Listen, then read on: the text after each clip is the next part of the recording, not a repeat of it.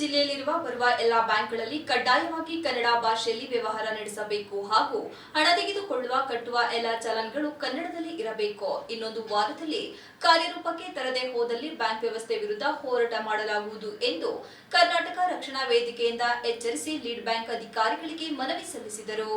ಇದೇ ವೇಳೆ ಕರವೇ ಜಿಲ್ಲಾಧ್ಯಕ್ಷ ಸಿಡಿ ಮನುಕುಮಾರ್ ಮಾಧ್ಯಮದೊಂದಿಗೆ ಮಾತನಾಡಿ, ಕನ್ನಡ ಭಾಷೆ ಬಳಕೆ ಮಾಡದೆ ಭಾರತೀಯ ರಿಸರ್ವ್ ಬ್ಯಾಂಕ್ ಆದೇಶ ಉಲ್ಲಂಘಿಸುತ್ತಿರುವ ಜಿಲ್ಲೆಯ ವಿವಿಧ ಬ್ಯಾಂಕ್ಗಳ ದುರ್ವರ್ತನೆ ತಿದ್ದುಕೊಂಡು ಕನ್ನಡ ಭಾಷೆಯಲ್ಲಿ ಸೇವೆ ನೀಡಬೇಕು. ಆರ್ಬಿಐ ಮಾರ್ಗದರ್ಶಿ ಸೂತ್ರಗಳನ್ವಯ ಬ್ಯಾಂಕ್ಗಳಲ್ಲಿ ಪ್ರಾದೇಶಿಕ ಭಾಷೆಯನ್ನು ಕಡ್ಡಾಯವಾಗಿ ಅಳವಡಿಸಿಕೊಳ್ಳಬೇಕು. ಆದರೆ ಬ್ಯಾಂಕ್ಗಳು ಆರ್ಬಿಐ ಸೂಚನೆಗಳನ್ನು ಪಾಲಿಸದೆ ಉದ್ಘಾಟತನವನ್ನು ಮೆರೆಯುತ್ತಿದೆ. ಈ ನಿಯಮದ ಪ್ರಕಾರ ಸಿಬ್ಬಂದಿ 3 ತಿಂಗಳೊಡನೆ ಸ್ಥಳೀಯ ಕನ್ನಡ ಭಾಷೆ ಕಲಿಯಬೇಕು. ಆದರೆ ಜಿಲ್ಲೆಯಲ್ಲಿ ಪಾಲನೆ ಆಗುತ್ತಿಲ್ಲ.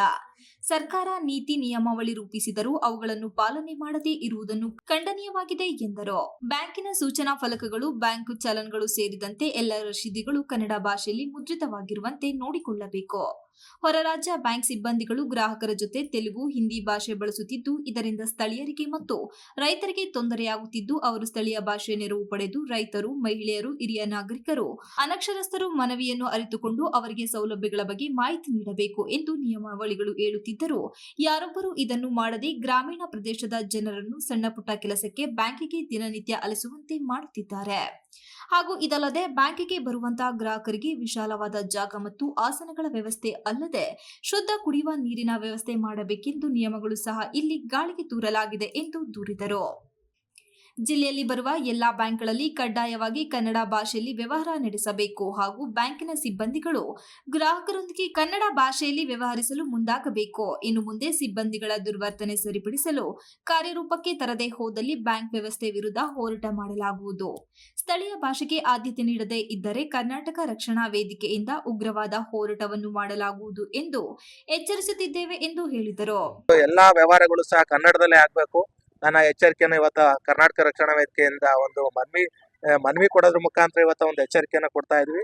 ಒಂದ್ ವೇಳೆ ಒಂದು ವಾರ ಗಡುವು ಕೊಡ್ತಾ ಇದೀವಿ. ಒಂದು ವಾರದಲ್ಲಿ ಅವ್ರೇನಾದ್ರೂ ಆ ಕೆಲಸ ಮಾಡ್ಲಿಲ್ಲ ಅಂದ್ರೆ, ಕನ್ನಡದಲ್ಲಿ ವ್ಯವಹಾರ ಮಾಡ್ಲಿಲ್ಲ, ಕನ್ನಡದಲ್ಲಿ ಚಲನ ಮಾಡ್ಲಿಲ್ಲ ಅಂದ್ರೆ ರಕ್ಷಣಾ ವೇದಿಕೆಯಿಂದ ಬ್ಯಾಂಕ್ಗಳಿಗೆ ಹೋಗಿ ಒಂದು ದೊಡ್ಡ ಮಟ್ಟದ ಹೋರಾಟನ ನಾವು ರೂಪಿಸಬೇಕಾಗುತ್ತೆ. ಮತ್ತು ಯಾವುದೇ ಒಂದು ಬ್ಯಾನರ್ಗಳು ಕಂಡ್ರೂ ಸಹ ಬಿಡಲ್ಲ.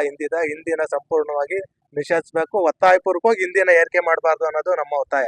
ಇತ್ತೀಚಿನ ದಿನಗಳಲ್ಲಿ ಎಲ್ಲಾ ಬೇರೆ ಉತ್ತರ ಭಾರತೀಯರನ್ನ ಎಲ್ಲಾನು ತಂದ್ಬಿಟ್ಟು ಬ್ಯಾಂಕ್ ನಲ್ಲಿ ಹಾಕಿ ನಮ್ಮವರಿಗೆ ಉದ್ಯೋಗ ಇಲ್ದಂಗ್ ಮಾಡ್ತಾ ಇದಾರೆ. ಒತ್ತಾಯಪೂರ್ವಕವಾಗಿ ಹಿಂದಿನ ಏರಿಕೆ ಮಾಡ್ತಾ ಇದಾರೆ. ಸ್ಥಳೀಯವಾಗಿ ನಮ್ಮವರಿಗೆ ಕೆಲಸನೇ ಸಿಗ್ತಾ ಇಲ್ಲ. ಯಾಕಂದ್ರೆ ಬರೀ ಹಿಂದಿಯವ್ರನ್ನ ಕರ್ಕೊಂಡ್ ಬಂದು ಇಲ್ಲಿ ಬ್ಯಾಂಕ್ಗಳಲ್ಲಿ ಕೆಲಸ ಮಾಡ್ಸೋ ಅಂತ ಕೆಲಸನ ಕೇಂದ್ರ ಸರ್ಕಾರ ಮಾಡ್ತಾ ಇದೆ. ಹಾಗಾಗಿ ತಕ್ಷಣವೇ ಇದನ್ನ ಹಿಂದಿ ರಾಜ್ಯಕ್ಕೆ ಕಳಿಸ್ಬಿಟ್ಟು ನಮ್ಮವರಿಗೆ ಅವಕಾಶ ಕೊಡಬೇಕು ಅಂತ ನಾವು ಹೋರಾಟನ ಪ್ರಾರಂಭ ಮಾಡಿದ್ವಿ. ಪ್ರತಿಭಟನೆಯಲ್ಲಿ ಕರ್ನಾಟಕ ರಕ್ಷಣಾ ವೇದಿಕೆ ನಗರಾಧ್ಯಕ್ಷ ಶಿವಕುಮಾರ್, ಅಬಿಗೌಡ, ಪ್ರೀತಂ ರಾಜ್, ಆಲ್ವಿನ್, ಬೋರೇಗೌಡ, ಶಶಾಂಕ್, ಶ್ರೀಶಾಂತ್ ಇತರರು ಉಪಸ್ಥಿತರಿದ್ದರು. Srinivas, TV 46 news Kannada, Hassan.